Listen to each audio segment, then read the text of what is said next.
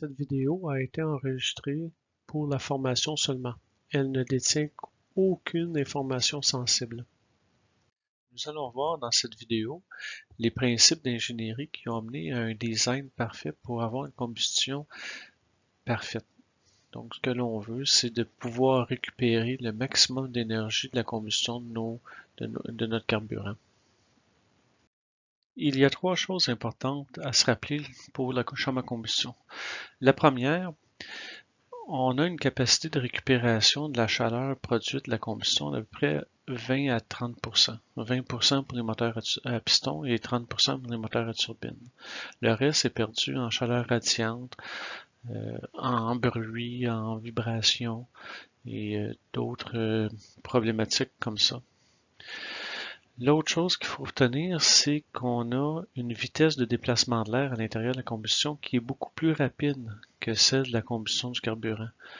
Donc, un risque de perdre la flamme en tout temps. La troisième, c'est qu'on a une combustion, une chambre à combustion ouverte. Et il faut avoir une augmentation de volume. C'est le principe de fonctionnement du moteur à turbine. En comparaison, le moteur à piston possède une chambre à combustion fermée, avec les soupapes qui sont fermées et le piston qui scelle la chambre à combustion, et fonctionne grâce à une augmentation qui pousse le piston vers le bas. Donc, dans notre moteur de turbine, on a une chambre à combustion ouverte et l'augmentation de volume de l'air va frapper la turbine et faire tourner notre turbine.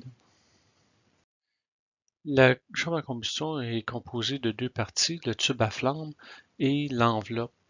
Donc, l'enveloppe, c'est généralement ce qu'on voit du moteur, la partie centrale du moteur.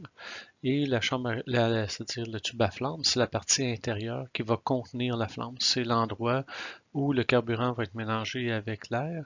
C'est l'endroit où la flamme va se faire et c'est l'endroit où il va avoir l'augmentation de volume. C'est l'endroit d'ailleurs qui est le plus chaud dans le moteur. Pour réduire la vitesse d'écoulement de l'air dans la chambre à combustion au niveau des gicleurs de carburant, pour permettre une bonne évaporation, un bon mélange du carburant avec l'air, on va mettre des déflecteurs. Donc, on va créer des turbulences pour que l'air puisse tourner, se mélanger comme il faut avec notre carburant. On va allumer à cet endroit-là le carburant mélangé avec l'air et ces déflecteurs vont faire en sorte que la flamme va tout le temps rester à cette position-là. Elle n'ira pas plus loin dans la chambre à combustion. La combustion va rester à cet endroit-là. La chaleur produite de la combustion de notre carburant est beaucoup plus grande que celle de la résistance du matériau à cette chaleur. Donc, il faut des moyens pour refroidir cette chambre à combustion, particulièrement le tube à flamme. À travers les années, au début, on avait une température de combustion aux alentours de 1500 degrés. Aujourd'hui, c'est aux alentours de 3000 degrés. Pourquoi? Donc, vous voyez en bas le tableau. J'ai travaillé dans les bancs d'essai lors d'une expérimentation. Donc, l'ingénieur me disait que à 1500 degrés, le moteur produisait beaucoup de CO2 et très peu de NOx. Le CO2, c'est un gaz à effet de serre qu'on ressent présentement avec le changement climatique. Le NOx, c'est un gaz qui est très mortel pour l'être humain, mais très léger. Donc, il remplit la stratosphère présentement, puis à un moment donné, il va arriver à notre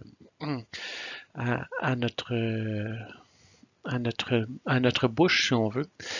Donc, à 1500 degrés, il y a une très grande production de gaz à effet de serre et très peu de NOx. À 3000 degrés, on a beaucoup moins de gaz à effet de serre, mais une production importante de NOx. Donc, les chambres à combustion ont changé de design. Pour réduire la pollution, autant des gaz à effet de serre que la production de NOx, parce qu'un n'est pas mieux que l'autre, les ingénieurs ont dit, on va brûler le carburant à 3000 degrés pour réduire la production de gaz à effet de serre et on va refroidir le plus rapidement possible ces gaz-là pour empêcher que l'oxygène se colle avec l'azote.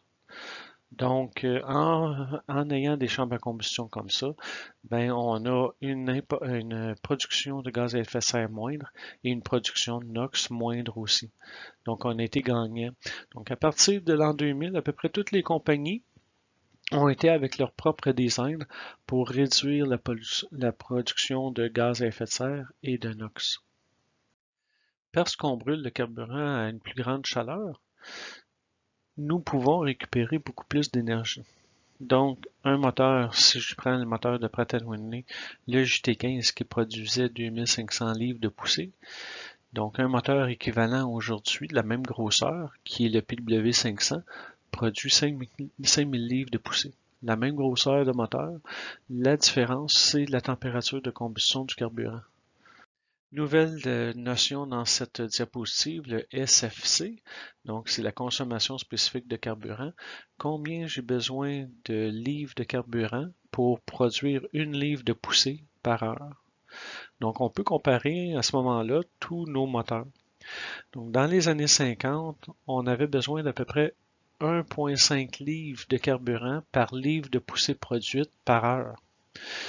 Dans les années 70, on est passé aux alentours de 8,8 livres de carburant par livre de poussée par heure.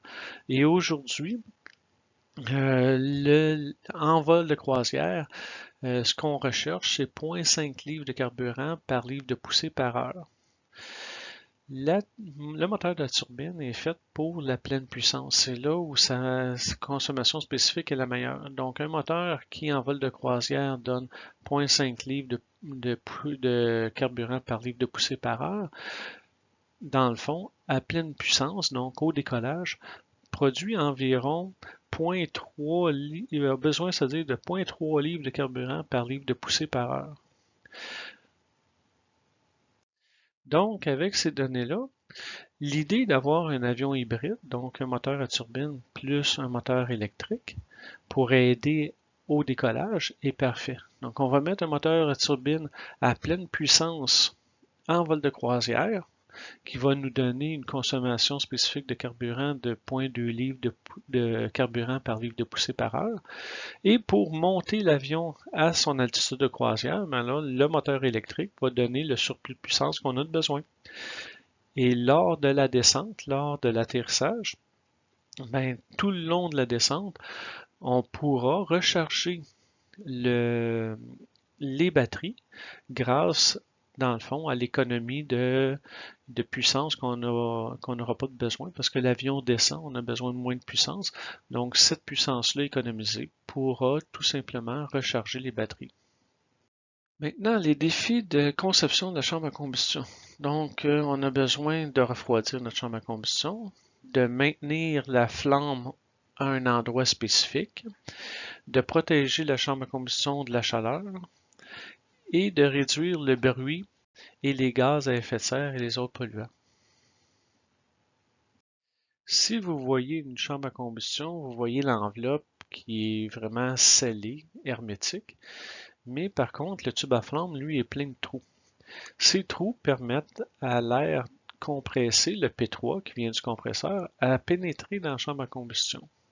Donc, on va avoir à peu près entre 20 et 30% de l'air de la chambre à combustion, c'est-à-dire de notre compresseur, qui va servir à la combustion. Le 75% environ qui reste va servir à refroidir notre chambre à combustion. Donc, les premiers trous dans notre chambre à combustion permettent à l'air qui va servir à la combustion d'entrer et faire des tourbillons pour maintenir la flamme à cet endroit-là. Donc, pour ralentir l'air, on crée beaucoup de turbulences. Donc, la turbulence a un avantage par rapport au mélange du carburant avec le comburant.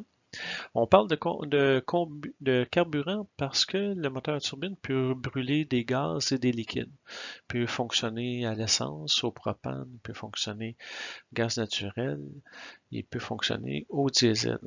Donc, tout ce qui peut brûler dans le fond. Il faut tout simplement avoir la capacité ou le temps de faire le mélange d'air et ce carburant-là. Donc, plus il y a de turbulence, plus le mélange va brûler vite. Donc, ce que les compagnies ont fait, c'est qu'ils ont mis un swirl vane. Dans le fond, c'est tout simplement une espèce de stator avec des ailettes qui courbent, des déflecteurs, dans le fond, qui font tourner le vent ou l'air du compresseur alentour du gicleur de carburant. Ce qui fait que notre carburant liquide va être attaqué par cet air-là qui tourne et réduite en atomisation. Donc le carburant va devenir atomisé et va pouvoir s'évaporer très rapidement et mieux brûler. Donc vous voyez ici la représentation de l'enveloppe, la partie extérieure, et le tube à flamme, la partie intérieure. Donc si vous regardez à gauche au centre, vous voyez le swirl vane ou la coupelle de turbulence autour du gicleur central.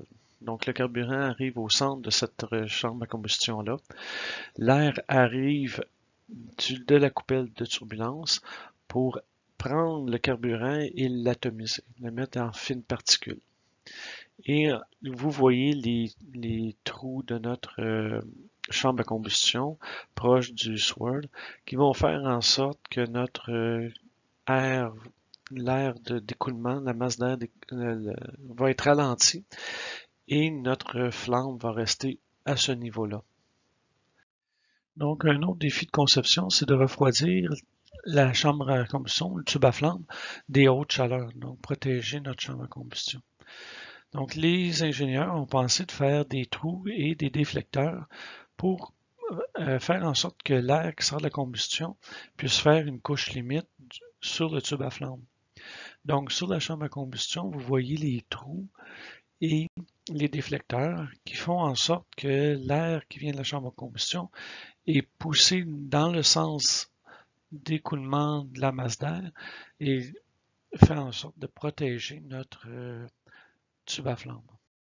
Sur cette représentation qui vient d'un livre de formation de Pratt & Whitney, on voit bien la zone bleu pâle. Donc c'est le P3. Le P3, c'est l'air qui sort du compresseur qui entre dans notre chambre à combustion, dans l'enveloppe, pour protéger. Le jaune représentant la chaleur de notre combustion. Voici ce qui termine l'étude de la chambre à combustion. Donc, il faut se rappeler que oui, la combustion est très importante pour avoir un moteur très efficace.